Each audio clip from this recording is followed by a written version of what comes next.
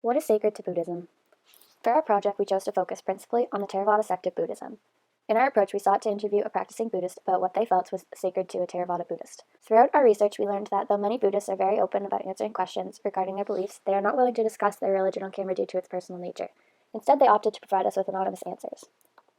One of the first things we learned through our interactions with the Buddhist community was that there are many people who practice Buddhism for its health benefits and for its lifestyle, not only for its spiritual connections.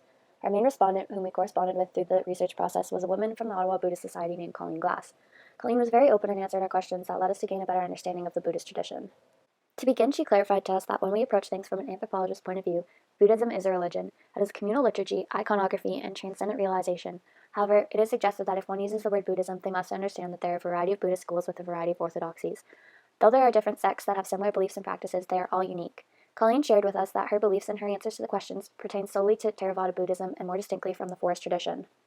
We began by asking her which text she refers to in her practice. She shared that she studies the Pali Canon, which is a collection of primary Pali language texts that form the foundation of the Theravada Buddhism sect.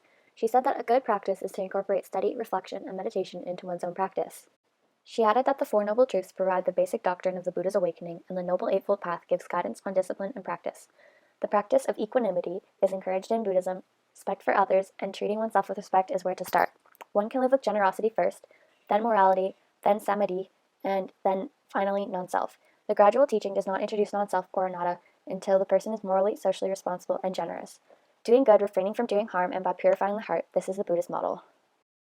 From the Buddhist path, the mind and heart become available to the Buddhist follower, and one can open up and begin to trust the awareness of the present moment and can begin knowing what is going on in the body by becoming attuned to the body's functioning. To listen and to sense with a deeper quality of attention is to know how to be present in the moment. In accordance with this ideal, we asked if Colleen is able to completely clear her mind during practice, or if she finds that her mind wanders during meditation. She told us that with practice, one could clear the mind and train the body and heart to relax and open to a deeper quality of stillness and peace with practice. Through practice and focus, a person is able to become one with whatever arises and let it fade away. But even with extensive practice, Buddhists can still sometimes find that their heart and mind get agitated and distracted. One simply needs to learn that what arises may need reflection, but by knowing that one is distracted from awareness in the moment is where to begin. She further detailed that she is not her personality in practice. She has become more balanced and more in tune with her body movement while meditating. Colleen highlighted for us that Buddha talked about simplifying the life for a good reason. It is a life apprenticeship, and each person must find their given way in life and choices available. Constant reflection on one's intentions and actions of the body, speech, and mind are key. Ajahn Sumedho said that when some kind of condition or emotion comes up, or when there isn't anything at all, there is awareness. The conditioned world is changing according to conditions that we don't have much control over. Clarity comes through our awareness of this fact, rather than through trying to organize and bend the conditioned world to fit an image that makes us feel alright and gives us a sense of security. Actually, it is through this kind of practice that we begin to understand, to develop wisdom, and to break out of our old habits acquired through ignorance and not understanding the truth. After gaining a better understanding of what it meant to be a practicing Buddhist, we asked Colleen if there were any official rituals or ceremonies that one has to participate in hopes of better understanding how and why someone becomes involved in Buddhist traditions. She said that the Theravada Buddhist teachings ask that one only reflects on the doctrine of the Buddha's Four Noble Truths. The Buddha was a pragmatist. Every action has consequence. Therefore, if one wants to seriously reflect on what actions contribute to the downgoing of suffering, then a person needs to be aware. The guidelines in the Noble Eightfold Path laid out by Buddha are themselves suggested disciplines. Colleen said, I find they help me practice moment-to-moment awareness so I can be aware of and trust in what's really happening. The purpose of following the 5 precepts is to prevent suffering and remorse. As the idea of suffering is a key concept in Buddhism, we asked if her practice changes during times of suffering. She responded that the use of the core practice is to be present, aware in the moment, and to be open and receptive to whatever arises to one's mind and heart. Colleen also wanted us to note that Theravada Buddhists from Sri Lanka, Thailand, Vietnam, Burma, and Cambodia have strong cultural expressions to show their respect for devotion to the Buddha, Dhamma, and Sangha. Offering daily food, or dana, to monastics is a very real way for lay people to nourish and support the Sangha. The Sangha, in turn, offer their peace and teaching to lay people. This reciprocity of deeply felt care and concern for the lay community and the Sangha may be a new type of experience to Western students of Buddhism.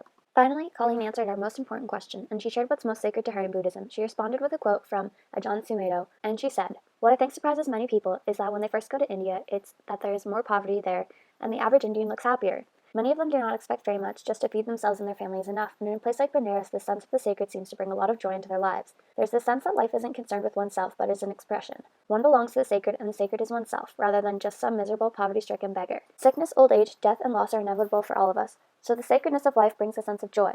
Although calling Glass's answers were not personal in nature, we agree that we gained further insight into the tradition through her responses.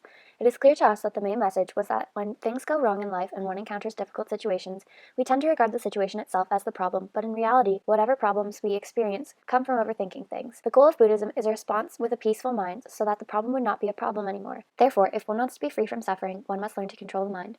What is most sacred to a Buddhist is kindness and wisdom through living a harm-free life and living peacefully. Through this experience, we learned that Buddhism is a very diverse and open religion, but that it can better bring a sense of understanding to a person's life.